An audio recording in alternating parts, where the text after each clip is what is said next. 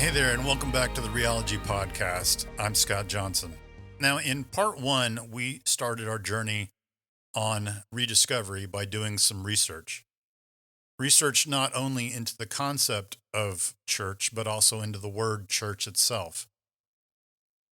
From the early Christians of Acts all the way to our current culture, something clearly has happened along the way that has reshaped this movement and not for the better.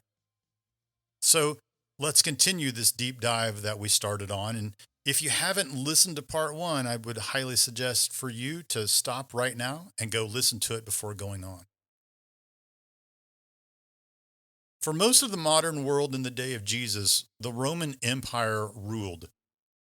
Eventually, though, over time, and in the late 3rd century to be exact, the empire would weaken and be split into two kingdoms, which means two rulers or two Caesars, and two generals over their two individual armies.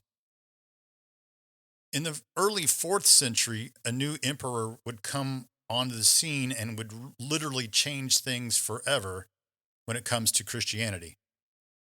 Constantine, who was the emperor of Rome from 323 to 337 AD, was born into a Roman era of intense persecution of Christians. Christians were seen as a great threat to the power and to the Roman way of life, which resulted in a desire to kill Christianity, especially from horrible rulers like Nero and Decius. Constantine, though, was born into a family that was sympathetic to the Christian movement, and they were considered visionaries and the wave of the future. They believed that inclusion was the key to prosperity. Constantine's father was the general to Emperor Maximian, who was the Caesar of the Western Kingdom. And in 311 AD, Constantine took over the control of his father's army, and he fought for and won the Western throne. In 323 AD, Constantine became the sole emperor of the whole kingdom, bringing both halves back together as one. In 325 AD, he got rid of Christian persecution forever in the Roman Empire, which paved the way for an organized religion with official temple-like structures, which we call cathedrals, official bishops appointed, official leadership created, and official days and times for gatherings, which of course were led by the officials. Official church gatherings were centered around the Greek culture, and like homilies, for instance, were incorporated into the gatherings where one qualified person would stand before a group of people and give a professional speech. All of this then made a way for Christianity to be eventually declared the official religion of the Roman Empire later on in 381 AD. And so, with the decision of a king, the institution begins and the organism, or the people movement, ends. Basically, Christianity moved backwards and into a more temple model or style of religion where people met at an official location, at an official time, presided by official people, which is seriously ironic because this was something that Jesus came and taught to move away from. Let's flash forward to the early 16th century, and there's a man named William Tyndale. He was an English priest in the Church of England, making his way up the ranks. He was a genius, considered to be a genius. He studied at Oxford and Cambridge. He fluently spoke 8 different languages and eventually helped refine the English language too. Something changed in Tyndale when he read a new revolutionary Greek New Testament translation from a Dutch Catholic priest by the name of Erasmus. Tyndale believed that all people should have the right to read the Bible in their own language, which at the time was extremely controversial since it was actually illegal to read the Bible in any language other than Latin, which was its official language. And only the highly educated could read Latin, which left out most priests because most priests didn't even know how to read Latin. So, as a commoner, you pretty much had to just trust that the priest was truthful in his translation of the Latin reading of the Bible. A passion sparked in Tyndale to translate the original Greek New Testament into English for modern citizens of a modern time. The Gutenberg press had been invented. The Gutenberg Bible had been printed in Germany in 1456, and so the timing was great.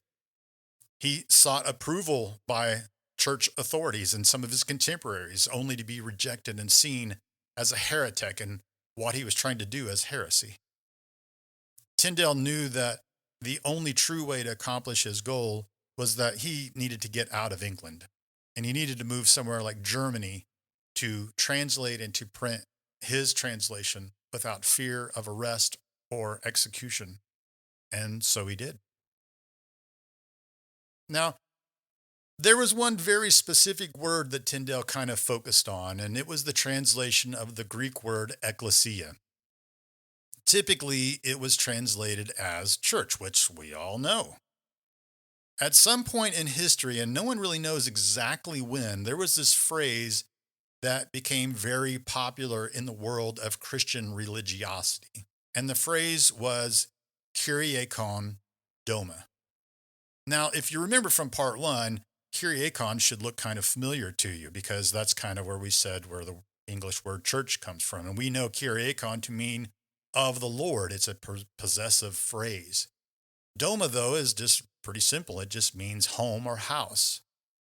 And this phrase, Kyrie kon doma, meaning house of the Lord, was pretty much referenced to the meeting place for the religion, which equaled the cathedrals. But it was also kind of used for the overall institution. This is where we get the word church, the English word church. The phrase Kyrie kon doma was shortened over time and specifically for us to the Germanic word kirk, which would become church. Tyndale knew that this word was the wrong word to be using for the Greek phrase ecclesia. He knew that what Jesus came to build and die for was something far bigger and far more important than a building or an institution. So William Tyndale would instead use the word congregation, which was more along the lines of focusing on people, right? Instead of using the church, which focused more on an official building or an official institution. Tyndale finished his New Testament version in 1526, and it became very, very, very popular. But remember, it was also completely against the law. So Tyndale was hunted down by English authorities for years. And he eventually was caught in 1535 when he was betrayed by a friend. And then he was imprisoned. A year later, he was sentenced to death, strangled to death in public, and then burned at the stake in public. Even some friends of Tyndale's over the whole period of his project were questioned and imprisoned and beaten and killed, and even some of their kids were sent to orphanages. All of this for translating and printing the New Testament into English and correctly. William Tyndale was only 42 years old when he died. Now, even though this translation was seen as heresy and against what God wanted at the time, it would eventually become the foundation for many translations, even translations that we continue to use today. Unfortunately, the main word that Tyndale kind of focused on, the translation of ecclesia, would not keep its meaning of congregation or people.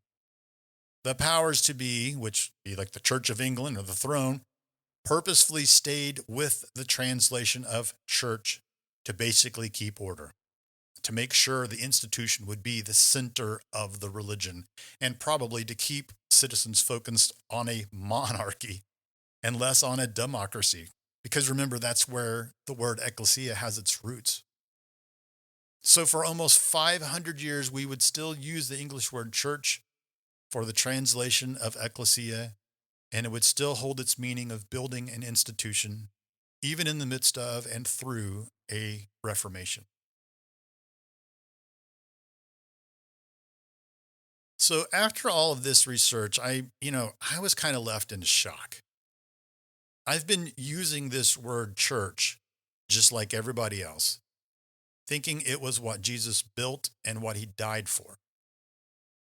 But the reality is, it was a word purposefully used to keep a way of life in order and in check, to keep people in order, to keep control over people and not to free them. And to be honest with you, I kind of felt a bit stupid. The part that leaves me standing and shaking my head at this point is, why didn't anybody tell me this a long time ago? Now, even though I didn't graduate Bible college, I did receive an education. I sat under some pretty smart guys who spent a lot of money and a lot of time learning about the Bible. But not once did I hear anything about what I just shared with you. And obviously, you don't have to be a scholar to figure these truths out. I just had books and the internet, basically history. It didn't take too long to realize that we have probably been way off of what Jesus had in mind all along. When we were thinking that something's missing, it was. And even through the great spiritual reformation, eventually tradition and principle won out and kind of put us back into a cruise control situation. So now, flash forward 400 ish years, and the word church is integrated into our religious culture and lifestyle here today. And like I said before, it's globally accepted. But it's very apparent that the word church has kind of watered down the true definition of the original word Jesus used to describe what he had in mind to build in Matthew 16:18, which is why we wonder ourselves, what is missing?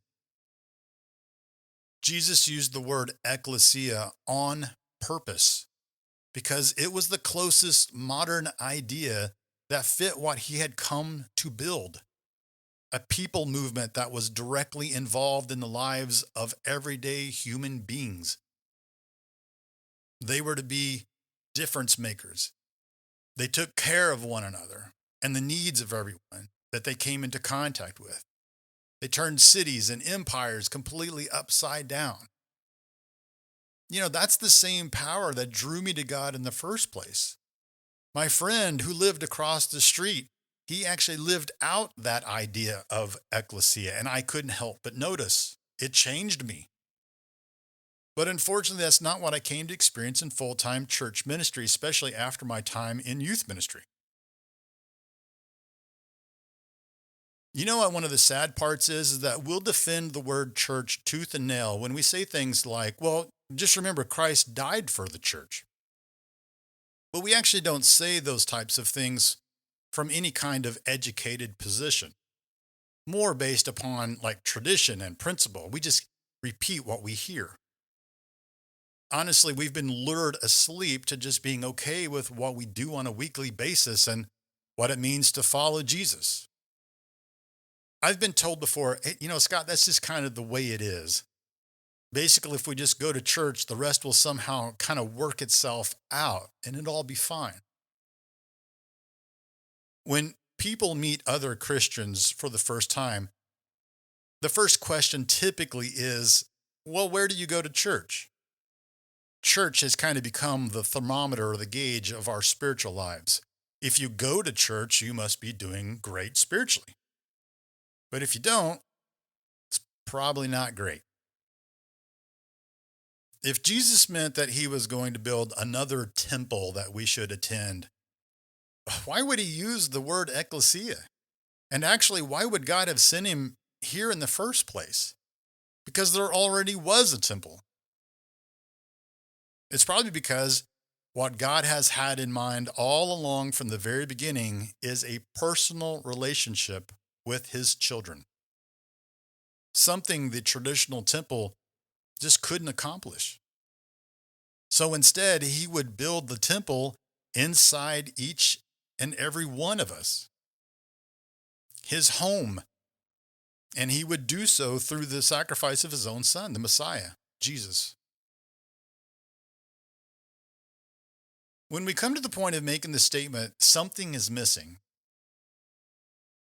we eventually come to realize that the missing piece is exactly that, an intimate relationship with the Father. Now, we all know that Jesus died for our individual sins, and that he's a personal Savior. We just don't really know where to go after that, except to come together in a building on Sunday morning and have church. And somehow that doesn't really fill the void either. Now, I want to say something, and I want you to hear me very carefully. I am not saying that getting together with other Christians on a Sunday morning in a building, listening to 4 songs from a band, and then listening to the newest sermon of a series from a speaker for 40 minutes is a bad thing. It's not. Matter of fact, it could actually be a very, very good thing, especially if we kind of like broke out of the model and did something different from time to time, on purpose. If you want to go to a service on Sunday morning, that's absolutely fine. What I am saying, though, is that it is not the main thing that we've made it into. Jesus did not come to build and die for a service on Sunday, a building in which the service meets, and the institution of it all. Actually, church is just one piece of a much bigger puzzle.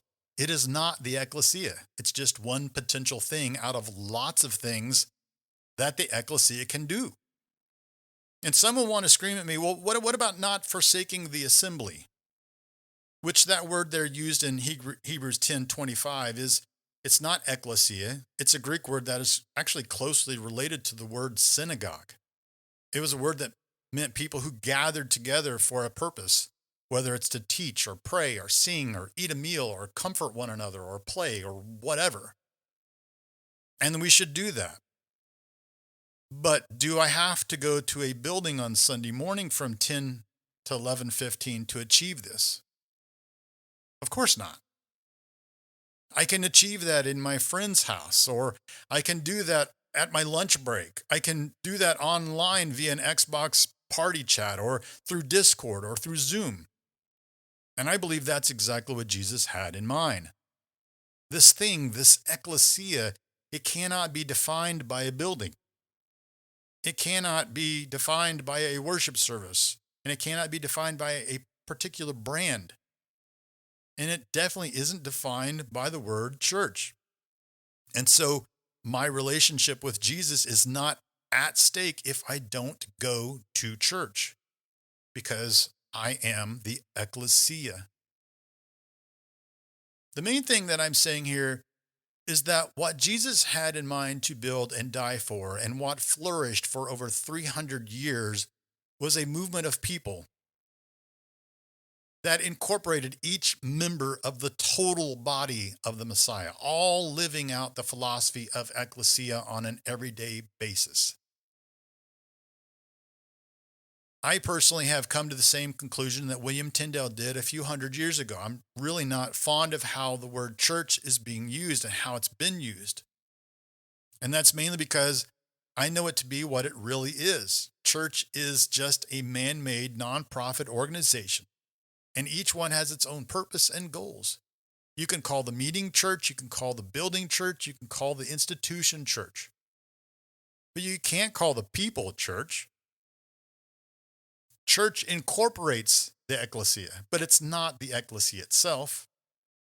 Church is a resource for the ecclesia, but not the ecclesia. I think it's very important to start putting things into proper perspective and Christians on the right track. And we can then start to teach the truth of what Jesus did come to build and die for. And we can be free to live out this lifestyle in our everyday, ordinary lives, engaging everyday, ordinary people. That's where the true life change power that grows and thrives and explodes beyond our control resides. Right there. not in an hour and a half service on Sunday morning, but in and through the lives of the ecclesia. For some of you listening, I'd like to challenge you to not just keep on going through your Christian life on cruise control.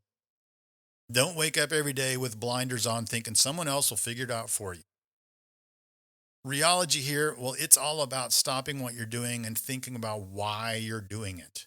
It is the do-over. And I think we should do just that, stop and think. Because I don't want you to take my word for it. It's history. It's out there for everyone to learn. So go for it. Now, for the rest of you who are listening, if you've been having the same thoughts that I have had for a while, the thoughts of, is there something else or what's missing here? I would like to encourage you to be willing to rethink and to research and to rediscover the mysteries of God and the life of Jesus and the purpose of this ecclesia. Remembering, though, all along that it starts with a willing spirit to stop and think. Because if you spend any time learning about the Jesus that we're talking about here in any of the 4 books that are dedicated to his life in the Bible, Matthew, Mark, Luke, and John, you're going to quickly see and find out that his message revolved around this very exact same mindset of stopping and thinking. Just know that what you are feeling is not bad, not at all. And don't for 1 second think that you're the only one that feels this way. You are definitely not alone. If you are just curious enough to go maybe a bit further in this rediscovery process, and you'd like to talk through it, I would encourage you to reach out. I have resources on the rheologylife.com website, and I can be reached there as well, because I would love to hear from you and to hear about your journey. Well, thank you for your time, and I hope that these 2 episodes have encouraged and have taught and have empowered what God has already been doing inside you.